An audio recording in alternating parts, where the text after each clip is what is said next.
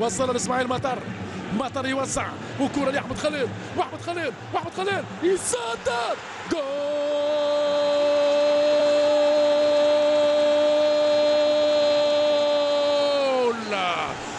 جول جول جول جول جول. أشعلها الإمارات، أشعلها الإمارات في هذه الأوقات. حامل اللقب هذا هو بأحمد خليل نجم النجوم. شيء عجب، نجوم إماراتية ثوايا تتلألأ في سماء الرياض. إسماعيل القدير الكبير وأحمد خليل يختلي بوليد ويعطي للإمارات أجمل عيد.